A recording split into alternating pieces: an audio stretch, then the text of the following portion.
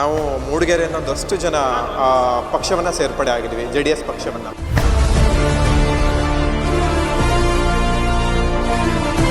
ಇನ್ನು 6-7 ತಿಂಗಳಲ್ಲಿ ಹೆಂಗೆ ಕಾಂಗ್ರೆಸ್ ಪಕ್ಷ ಖಾಲಿ ಆಗುತ್ತೆ ನೋಡ್ತಾ ಇರುವಂತೆ.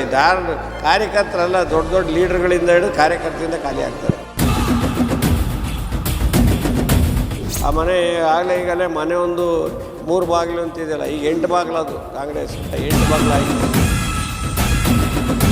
ಒಂದು JDS ಪಕ್ಷಕ್ಕೆ ಒಬ್ಬ ನಾಯಕನಾಗಿ ಅವರು ವಿಜಯ್ ಕುಮಾರ್ ಅವರು ಬಂದಿದ್ದಾರೆ. ಆ ಪ್ರಕಾರವಾಗಿ ನಾವು ಒಂದು ಉತ್ತಮವಾಗಿ ಒಂದು MLA ಕ್ಯಾಂಡಿಡೇಟ್ನ ಕೊಡ್ತೀವಿ. ಈ ನಮ್ಮ ವಿಜಯ್ ಕುಮಾರ್ ಅವರು ಬಂದಾಗ ಗೊತ್ತಾಯ್ತು ನೋಡಿ, ಅವ್ರ ಮುಖದಲ್ಲಿ ಹೇಗಿದೆ ಅಂದರೆ ಎಂಥೋಜಮ್ ಇದೆ. ಯಾಕಂದ್ರೆ ನಾನು ಏನಾದರೂ ಮಾಡಬೇಕು, ಮುಂದಿನ ಫ್ಯೂಚರಲ್ಲಿ ಏನಾದರೂ ನಾವು JDS ಪಕ್ಷದಿಂದ ಮುಂದೆ ಕಟ್ಟಬೇಕು ಅನ್ನೋ ಒಂದು ಭರವಸೆ ಕೊಡ್ತಿದ್ದಾರೆ. ನಾವು 2028ನೇ ಇಸ್ವಿಗೆ ನಾವು ಗೆದ್ದೇ ಗೆಲ್ತೀವಿ.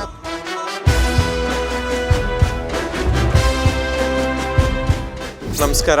ನಾವು ಮೂಡಿಗೆರೆಯಿಂದ ಒಂದಷ್ಟು ಜನ ಪಕ್ಷವನ್ನು ಸೇರ್ಪಡೆ ಆಗಿದ್ವಿ, JDS ಪಕ್ಷವನ್ನು. ಕಾರಣ ಇಷ್ಟೇ, ರಾಜ್ಯದಲ್ಲಿ ಭ್ರಷ್ಟ ಕಾಂಗ್ರೆಸ್ ಸರ್ಕಾರವನ್ನು ತೊಲಗಿಸ್ಬೇಕು, ಹಾಗೂ ನಮ್ಮ ರಾಜ್ಯದಲ್ಲಿ NDA ಸರ್ಕಾರವನ್ನು ತರಬೇಕು. ಅದರಲ್ಲಿ ರೈತರಿಗೆ ಸಮಸ್ಯೆ ಇರುವಂತಹ ಬಹಳಷ್ಟು ಸಮಸ್ಯೆಗಳಿದೆ ರೈತರಿಗೆ.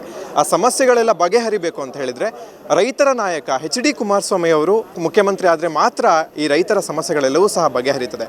ರಕ್ಷಿತ್ ಮುಳ್ಳುಂಡೆ ಅಂತ, ನಾನು BJP ಕಾರ್ಯಕರ್ತನಾಗಿದ್ದು ಇವತ್ತು BJP ತೊರೆದು JDS ಪಕ್ಷಕ್ಕೆ ಸೇರ್ಪಡೆ ಆಗಿದ್ದೀನಿ.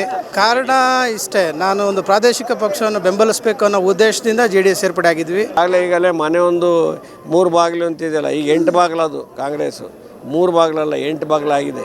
ಅದು ನಿಖಿಲ್ ಅವ್ರ ಮುಂದಾಳತ್ವದಲ್ಲಿ ಇವತ್ತು ಪಕ್ಷ ಸೇರಿದ್ದಾರೆ. ಅವರೆಲ್ಲರೂ ಪಕ್ಷ ಸಂಘಟನೆ, ಪಕ್ಷ ಸದೃಢವಾಗಿದೆ. ಜಿಲ್ಲೆಯಲ್ಲಿ ಇವತ್ತು ಕೂಡ ನಮ್ಮ ಶಕ್ತಿ, ಜಾತ್ಯತೀತ ಶಕ್ತಿ ಕುಂದಿಲ್ಲ. ಆದರೆ ತಗೊಂಡೋಗ್ತಕ್ಕಂಥ ವಿಚಾರದಲ್ಲಿ ಸ್ವಲ್ಪ ಆಚೆ ಈಚೆ ಇದೆ. ಮುಂದಿನ ದಿನಗಳಲ್ಲಿ ಕಾದು ನೋಡಿ, ಇನ್ನೂ 1.5 ವರ್ಷ ಇದೆ.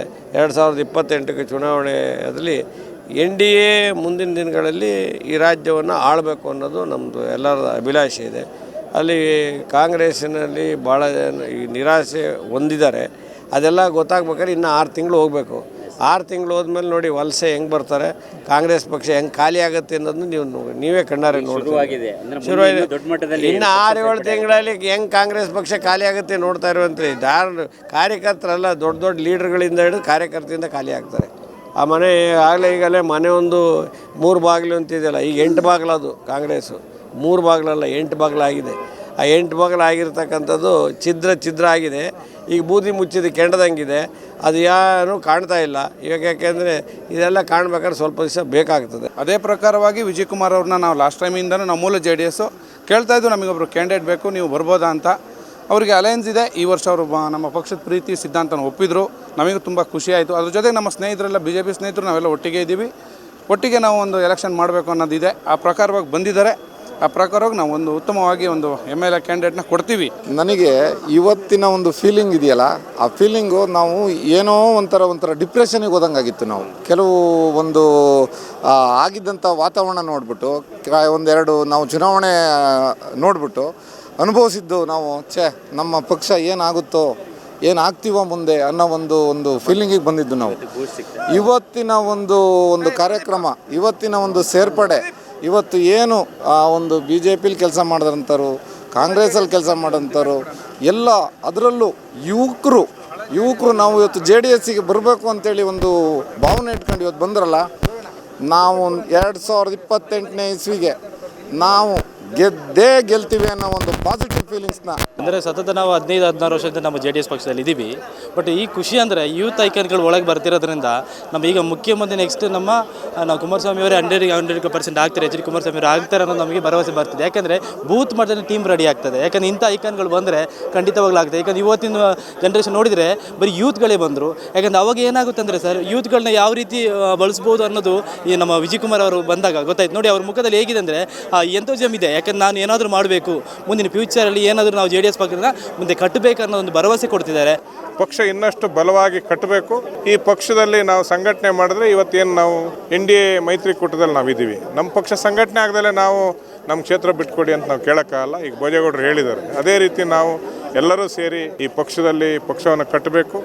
ಮತ್ತು ನಮ್ಮ ಕುಮಾರಣ್ಣನ ಸಾಧನೆಗಳು ತುಂಬ ಇದೆ. ಕುಮಾರಣ್ಣ ಇವತ್ತು 2 ಬಾರಿ ಮುಖ್ಯಮಂತ್ರಿ ಆದಾಗ, 1 ಬಾರಿ ಸಾರಾಯಿ ನಿಷೇಧ ಮಾಡಿದ್ರು, ಲಾಟ್ರಿ ನಿಷೇಧ ಮಾಡಿದ್ರು.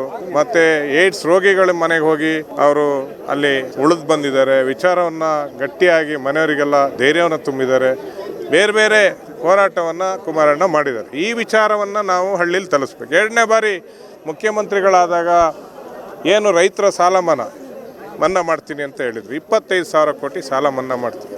ಕೇವಲ 14 ತಿಂಗಳು ಮುಖ್ಯಮಂತ್ರಿ ಆಗಿ ಸಾಲ ಮನ್ನಾವನ್ನು ಸಂಪೂರ್ಣ ಸಾಲ ಮನ್ನಾ ಮಾಡಿಕೊಟ್ಟಿದ್ದಾರೆ. ಇದನ್ನೆಲ್ಲ ನಾವು ಕಾರ್ಯಕರ್ತರು, ಮುಖಂಡರು, ನಾವೇನು ನಮ್ಮ ವಿಧಾನಸಭಾ ಕ್ಷೇತ್ರ ಚಿಕ್ಕಮಗಳೂರು ಜಿಲ್ಲೆ ಒಳಗಡೆ ಮತ್ತು ಮೂಡಿಗೆರೆ ವಿಧಾನಸಭಾ ಕ್ಷೇತ್ರದಲ್ಲಿ ನಾವು ಮನೆ ಮನೆಗೆ ಹೇಳಿದ್ರೆ ನಮ್ಮ ಪಕ್ಷನ ಯಾರು ಕಡೆಗಣಿಸೋಕ್ಕಾಗಲ್ಲ.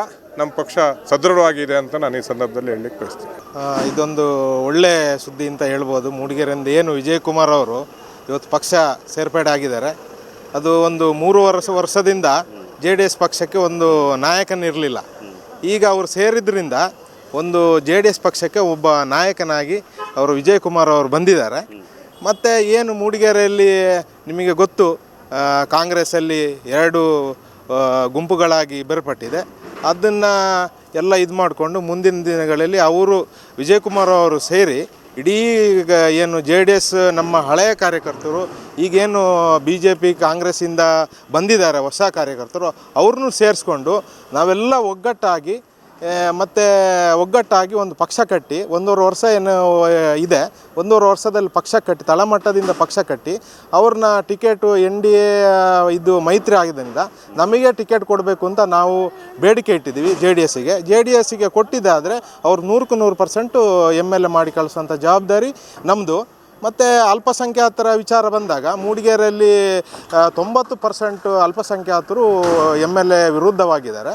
ಆದ್ದರಿಂದ ನಾವು ಅದು ನಮಗೆ ಕೆಲವರು ಕಾಂಗ್ರೆಸ್ ಮುಖಂಡರುಗಳಾಗಿರ್ಬೋದು, ಅಲ್ಪಸಂಖ್ಯಾತ ಮುಖಂಡರುಗಳು ಮಾತಾಡೋದು ನೋಡಿದರೆ, ಇಲ್ಲ JDS ಕ್ಯಾಂಡಿಡೇಟ್ ಎಲ್ಲಾದರೂ ಅಭ್ಯರ್ಥಿ ಆದರೆ ಮೂಡಿಗೆರೆ ಕ್ಷೇತ್ರದಲ್ಲಿ ನಿಮಗೆ ನಾವು ಎಲ್ಲ ಕಡೆಯಿಂದ ಮೂಡಿಗೆರೆಯಲ್ಲಿ 90% ಮುಸ್ಲಿಮ್ಸ್ ಅಲ್ಪಸಂಖ್ಯಾತರ ಮತಗಳು ಸಹ JDSಗೆ ಬೀಳುತ್ತೆ ಅಂತ ನಾನು ಹೇಳಲಿಕ್ಕೆ ಬಯಸ್ತೇನೆ. ಎಷ್ಟೋ ಜನ ಹೇಳ್ತಾ ಇರ್ತೀರಾ ಸರ್ ನಾನು ಸಣ್ಣ ಆಗ್ಬೇಕು ಅಂತ. ಸಣ್ಣ ಆಗೋದು ಒಂದೇ ಅಲ್ಲ, ಸಣ್ಣ ಆಗೋದ್ ಜೊತೆಗೆ ಹೆಲ್ತ್ನು ಸಮೇತ ಆರೋಗ್ಯವಾಗಿರ್ಬೇಕು. ಅಂದ್ರೆ ಕೈಕಾಲು ನೋವು ಇರ್ಬೋದು, ಸುಸ್ತಿರ್ಬೋದು, ನಿಶಕ್ತಿ ಇರ್ಬೋದು, PCOD ಪ್ರಾಬ್ಲಮ್ ಇರ್ಬೋದು, ಥೈರಾಯ್ಡ್ ಪ್ರಾಬ್ಲಮ್ ಇರ್ಬೋದು, ಎಲ್ಲನೂ ಕಂಟ್ರೋಲ್ ಮಾಡ್ಕೊಂಡು ಸಣ್ಣ ಆಗೋದಿದೆಯಲ್ಲ ಆರೋಗ್ಯಕರವಾಗಿ, ಅದು ಜೀನಿ ಸ್ಲಿಮ್ ಇಂದ ಮಾತ್ರ ಸಾಧ್ಯ. ನಮ್ಮ ಜೀನಿ ಸ್ಲಿಮ್ ನ ಕಂಟಿನ್ಯೂಸ್ ಆಗಿ ಯೂಸ್ ಮಾಡಿ ಸಣ್ಣನೂ ಆಗ್ತೀರಾ, PCOD ಪ್ರಾಬ್ಲಮ್ ಕಂಟ್ರೋಲ್ ಮಾಡ್ಕೊಳ್ತೀರಾ. ಇಂತಹ ನೈಜ ಕುತೂಹಲ ಭರಿತ ಸುದ್ದಿಗಳು ನಿಮಗೆ ಸಿಗಬೇಕಂದ್ರೆ ರಾಜ್ಯದ ಪ್ರತಿಷ್ಠಿತ ಜನಪರ ಡಿಜಿಟಲ್ ಸುದ್ದಿ ಮಾಧ್ಯಮ ಪಬ್ಲಿಕ್ ಇಂಪ್ಯಾಕ್ಟ್ ಚಾನೆಲ್ ಅನ್ನು ಯೂಟ್ಯೂಬ್ನಲ್ಲಿ ಸಬ್ಸ್ಕ್ರೈಬ್ ಮಾಡ್ಕೊಳ್ಳಿ. ವಿಡಿಯೋ ಇಷ್ಟವಾದರೆ ಲೈಕ್ ಮಾಡಿ, ನಿಮ್ಮಿಷ್ಟದವರಿಗೆ ಶೇರ್ ಮಾಡಿ ನಮ್ಮನ್ನು ಪ್ರೋತ್ಸಾಹಿಸಿ. ಹಾಗೆಯೇ ಫೇಸ್ಬುಕ್ನಲ್ಲಿ ಪಬ್ಲಿಕ್ ಇಂಪ್ಯಾಕ್ಟ್ ಫಾಲೋ ಮಾಡೋದನ್ನು, ಇನ್ಸ್ಟಾದಲ್ಲಿ ಜೊತೆಯಾಗೋದನ್ನು ಮಿಸ್ ಮಾಡಬೇಡಿ. ಜಾಹೀರಾತು ಹಾಗೂ ಬಿಸ್ನೆಸ್ ಪ್ರಮೋಷನ್ಗಾಗಿ ಸಂಪರ್ಕಿಸಿ 9606037450 ಅಥವಾ 9353224116. ಇದು ಪಬ್ಲಿಕ್ ಇಂಪ್ಯಾಕ್ಟ್, ಜನಶಕ್ತಿಯೇ ನಿರ್ಣಾಯಕ.